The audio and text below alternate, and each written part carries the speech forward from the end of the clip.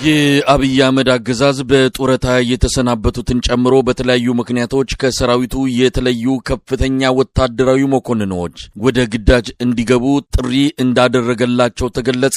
በከፍተኛ ጭንቀት ውስጥ የሚገኘው የብልጽግናው አገዛዝ አሁን ባለው የመከላከያ ሰራዊት ቁመና የትብብር ኃይሎች ጋር የሚደረገውን ጦርነት መመከት እንደማይቻል በማመን በጡረታ የወጡና የተቀነሱ መኮንኖች በአስቸኳይ እንዲመለሱ ውሳኔ ላይ መድረሱን ነው ያገኘነው መረጃ የሚያመለክተው። አማራ ክልል እየተደረገ ባለው ጦርነት ከፍተኛ ቁጥር ያላቸው መካከለኛ አዋጊ የጦር መኮንኖች በሞት በመቁሰልና በመማረካቸው የተነሳ ከሰራዊቱ በመጉደላቸው ሰፊ ክፍተት መፈጠሩን ተከትሎ የአብይ አህመድ ጀነራሎች የሰራዊቱን መዋቅር የማስተካከልና በአስቸኳይ ስልጠና የአዋጊ መኮንኖችን እጥረት ለመቅረፍ የተደረገው ጥረት ብዙም ውጤታማ እንዳልሆነ እየተነገረ ነው።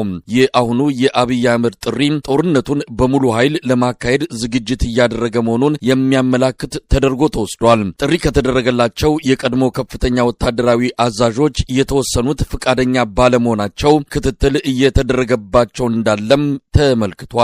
የዘውትር ተሳታፊያችን ተጨማሪ ያለው አብይ አህመድ ጡረታ የወጡና በተለያዩ ምክንያቶች ከመከላከያ የተሰናበቱ የመከላከያ ጄኔራሎችና ከፍተኛ ወታደራዊ መኮንኖችን ወደ ሰራዊቱ እንዲቀላቀሉ መጠየቁ ታውቋል። ለጊዜው እንግዲህ ጥያቄውን አንቀበልም ያሉ ሁለት ለጊዜው ስማቸውን መጥቀስ ያልፈለግን ከፍተኛ ወታደራዊ ጄኔራሎች መሆናቸው ታውቋል። ከሰራዊቱ ተሰናብተው ነገር ግን መልቀቂያ ያላጠናቀቁትን ደግሞ እያስፈራራቸው መሆኑን እየተነገረ ይገኛል። ከዚህ በፊት ውጊያው በቴክኖሎጂ እንጂ እግረኛ ብዙ አያስፈልገኝም ያለውን በመቀልበስ ከሰራዊቱ በተለያዩ ምክንያቶች የተባረሩትን ሳይቀር ወደ ስራቸው እንዲመለሱ ጥያቄ እያቀረበላቸው እንደሚገኝ የደረሰን መረጃ ያመላክታል። የአብይ መንግስት ለመጣል ከሰሜን የሀገሪቱ አካባቢዎች እየተደረገ በሚገኘው ወታደራዊ ዝግጅት ድንጋጤ ውስጥ የገባው አብይ አህመድ በሙሉ ኃይሉ ወደ ጦርነት ለመግባት እየተዘጋጀ እንደሚገኝ አመላካች መሆኑ ተጠቅሷል።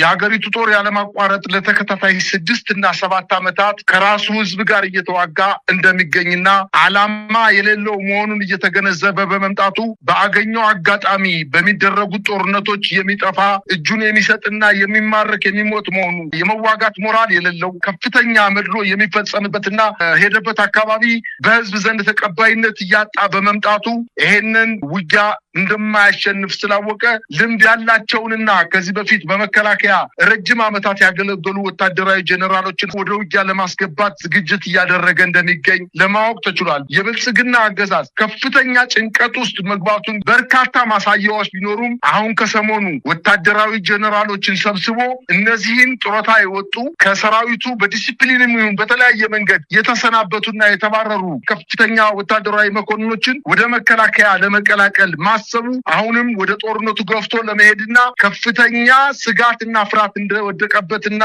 ወጣቶችን በመመልመል ወደ ሰራዊቱ ለመቀላቀል ዝግጅት እያደረገ እንደሆነ ነው መረጃዎች እያመላከቱ የሚገኙ። ጦርነቱ በብዙ ግንባሮች በተለይ በዋናነት በትግራይ፣ በአማራ፣ በኦሮሚያ፣ በሱዳን እንዲሁም በኤርትራ በአጠቃላይ በምስራቅ አፍሪካ ተደራጅተውና ተጠናክረው እየመጡበት እንደሆነ የተገነዘበው አብይ አህመድ ጠላቶቻችን ተያይዘው እየመጡብን ይገኛሉ፣ ባለን በሌለን ኃይላችን ተረባርበን መመከት አለብን በማለት ወታደራዊ ጄኔራሎችን እለት በእለት እየሰበሰበ እያሳሰባቸው እንደሚገኝና ለሚያደርገው የውስጥ ጦርነት ድጋፍ ሲሰጡ የነበሩ ሀገሮች በዓለም አቀፍ ደረጃ ውግዘት እየደረሰባቸውና ድጋፍ የሚሰጡበት የኢኮኖሚ ሁኔታ እያጠረ በመምጣቱ ተተኳሽ እጥረት፣ የሰራዊቱ ሞራል ማነስና የአገሪቱ ኢኮኖሚ ከዕለት ወደ ዕለት ማሽቆልቆል ላይ ደረጃ እየደረሰ በመምጣቱ ከፍተኛ ጭንቀት ውስጥ እንደገባን በመድረኩ የተሳተፉ አካላት መረጃውን አድርሰውናል። ይህ በእንዲህ እንዳለ ለመጠነ ሰፊ ጦርነት እየተዘጋጀ ያለው የአብይ አህመድ አገዛዝ በመላ ሀገሪቱ የጀመረውን አስገዳጅ ወታደራዊ ምልመላ ከሰሞኑም አጠናክሮ እያካሄደ መሆኑ ተገለጸ።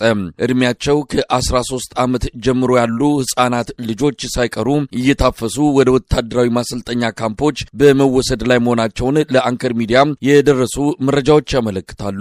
ክልሎች በዞንና በወረዳ ደረጃ ኮታ ተመድቦላቸው በአስቸኳይ ወጣቶችን እየመለመሉ እንዲልኩ መመሪያ እንደወረደላቸው ያመለከቱት መረጃውን ያደረሱን ወገኖች በተለይ በኦሮሚያና በቀድሞ የደቡብ ክልል አካባቢዎች ያልታወጀ ብሔራዊ ውትድርና ዘመቻ በሰፊው ተግባራዊ እየተደረገ መሆኑን ገልጸዋል።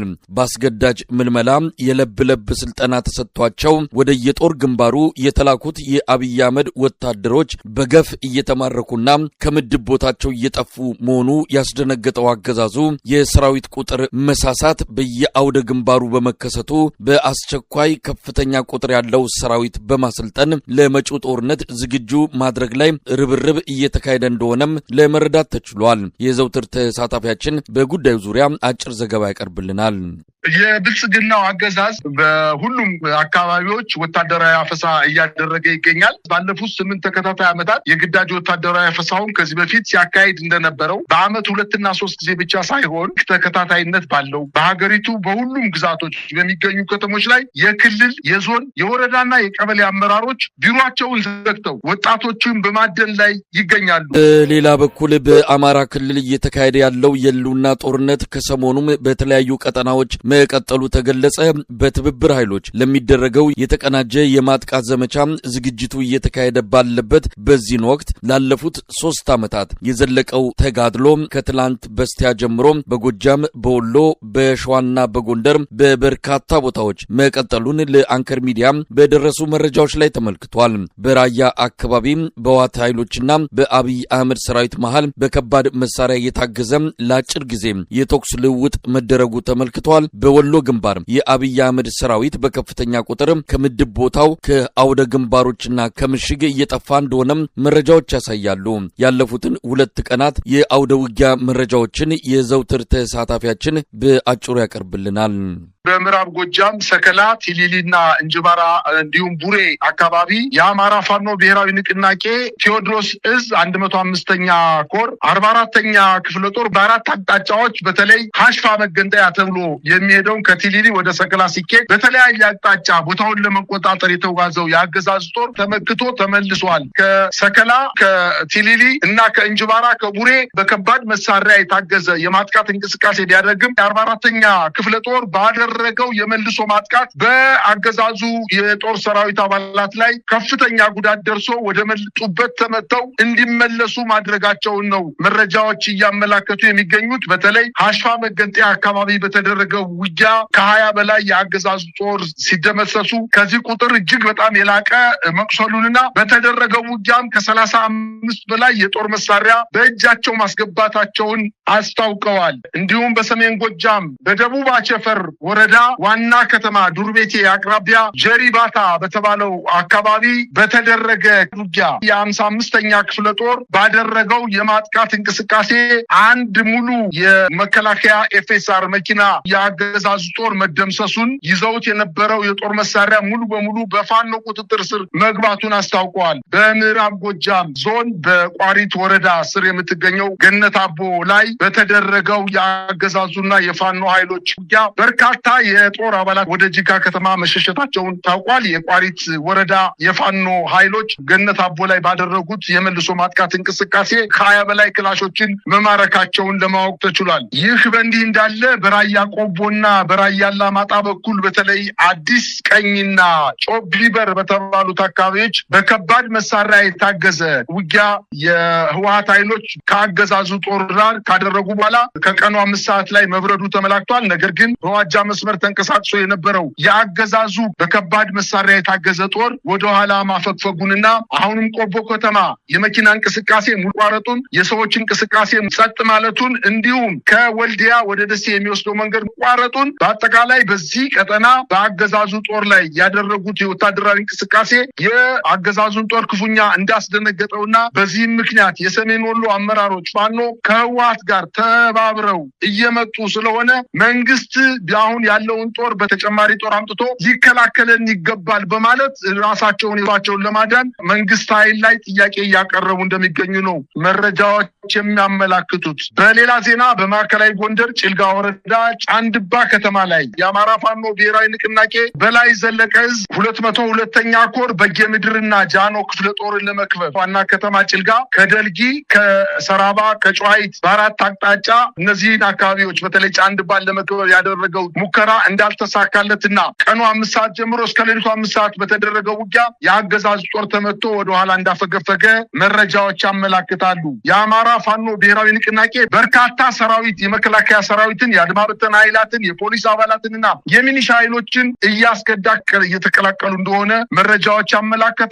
በአጠቃላይ የአገዛዝ ጦር በአማራ ክልል ላይ ወደ መፍረስ ደረጃ እየደረሰ መምጣቱን ነው መረጃዎች እያመላከቱ የሚገኙት። የኦህዴድ ብልጽግና አገዛዝ በምክክር ኮሚሽን አማካኝነት አዲስ አበባን ወደ ኦሮሚያ ክልል ለመጠቅለል የጀመረው ዘመቻን እውን ለማድረግ መቃረቡ ተገለጸ።